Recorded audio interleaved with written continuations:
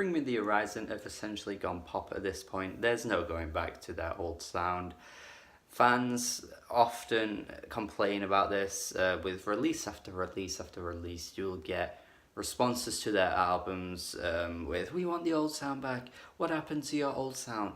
Why have you done this?" Which is totally fair. I mean, when you're a big fan of like a certain artist, you're gonna want them to stick into a genre that you're familiar with or you feel as though that they do best. But when they move away from that, it can be pretty disheartening and disappointing. However, for someone like me or many other like music nerds or music critics, I guess you could call us, or whatever you want to say, it's not really that big of a deal. Like, we're not really the type of people to dedicate our lives to a specific band or a specific genre, you know what I mean? Like, we're pretty much fine with whatever. If Fiona Apple went metal, I'd be like, that's bold. That's a bold move. Would probably sound terrible, but I think most people would welcome the experimentation or genre pushing and boundary pushing ideas. And I totally welcome it for even artists I don't particularly like. I've never been a big fan of Bring Me the Horizon.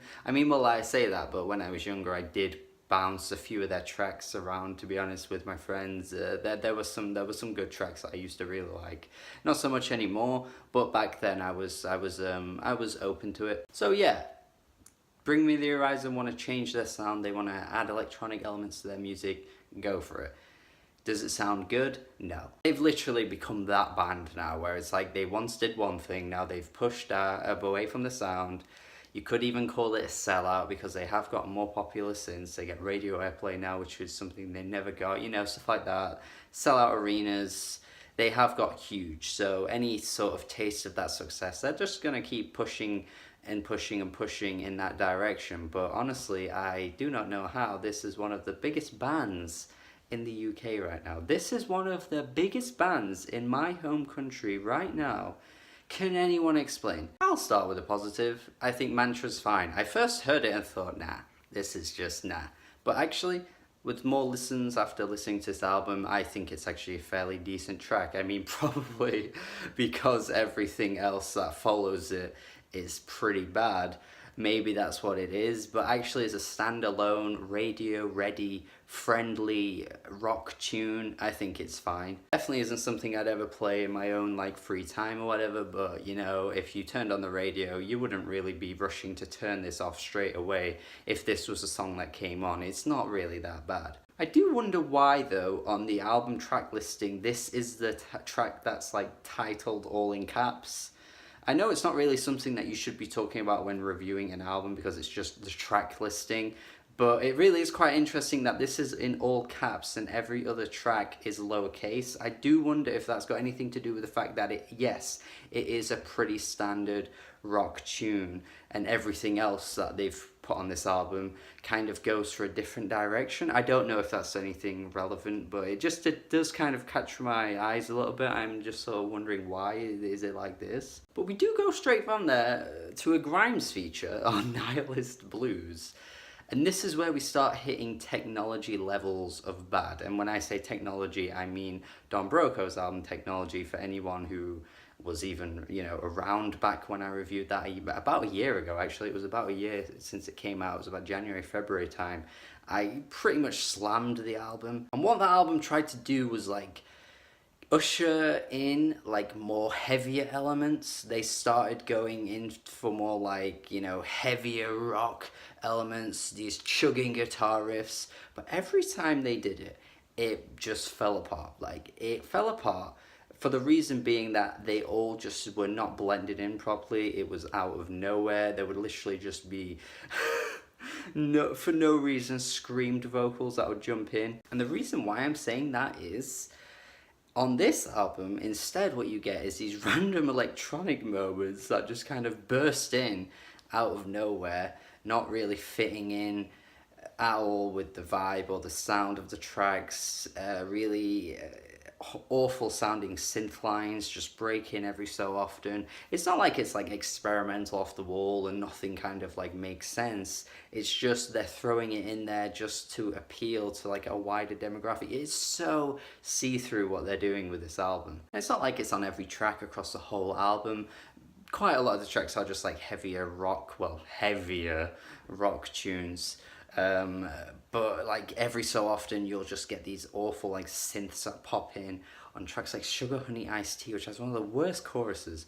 I don't even know if I can say that comfortably though, because Wonderful Life has one of the worst choruses too. I can't even decide which is worse. But yeah, and like the verses are these like little synth wobbles like in the background, and his vocals are just so, I don't know what it is about his voice. Like he used to scream like and do heavy growls back in the day. I don't know if he's able to do that anymore. I did hear that he can't do that anymore. But instead what he's gone for is like this like really boyish, like generic indie voice, but it's not tailored for this kind of band. So I guess what they've done is they've just kind of manipulated their sound into a softer sound just to fit around him, and it just sounds out of place at times, because on the choruses they're punchy, but then on the verses he's just like really doesn't help as well that across this album the lyrics are atrocious. Like there are so many cliches they hit across every track. Medicine. How cliche can you get with the whole getting a taste of your own medicine because I'm sick to death of swallowing? Oh, Jesus Christ. And that's the funny thing, that's not the worst lyric on this song, by the way. Opening line to this track is some people are like clouds, you know, because the sky is much brighter when they go. Because the sky is much brighter when you go. I could really just read off the whole of this track. I mean, the entire thing is the worst lyrics you could imagine, all shat onto one piece of paper, sang by the most inoffensive, safest band around. They're the biggest band in the... I don't get it. Back to what I was saying earlier about, you know, they used to be like more of like a deathcore, heavier band. Even by then they weren't really that good, I must say, but they do address their change of pace on the track Heavy Metal, which is a pretty terrible sounding song, but you know, I just don't see what they're trying to go for here. Like they're just like, you know, saying we don't know what to do. There are some, you know, kids on the ground that are like, we want you to be like what you used to be, but it's like, no, we're not like that anymore. I just feel like you could have just done without addressing it. Like just gracefully progress into a new sound. You don't need to, like, you know, kick them while they're all down and be like, yeah guys, we're not doing that anymore, and turn it into a song. Just be like, you know, put a Facebook post or something, or put a Twitter post, I don't know, don't turn it into a song. It just feels like a bit of a slap in the face to those like hardcore fans that have been there from the start, that really want, you know, you guys to try harder and make more interesting and exciting music as opposed to this. I get that it's probably hard for them as a band to be like, we don't want to do that anymore, and we've got all these fans that are always telling us like, you know, we don't like your new stuff. It is hard, but so many bands just get by not really addressing that and just playing the older stuff at shows for all the fans, then playing, you know, the newer stuff as well to kind of mix it all in. I don't see why you need to turn that into a song topic. Friggin' in the background while he's singing. It's not even in the background, like takes over the entire track while he's singing. Again, just this terrible incorporation of electronic elements into your music. It just makes the song even worse, because it's like, yeah guys, we're not doing that anymore, but we're doing this instead. Why are we doing this? I don't know. Who would choose this over the music that you once did? Like, you just can't really excuse it. Again though, as like a neutral to the band, it doesn't really bother me what they're going for. It just really needs to sound good. But this track with, I think Roselle is the feature on here. I don't know what that inclusion is for. Just pops in every now and then with this, it's now or never. Like, that's all the feature is there for. I don't know why. We also have Why You Gotta Kick Me When I'm Down. They legit incorporate trap elements to this track.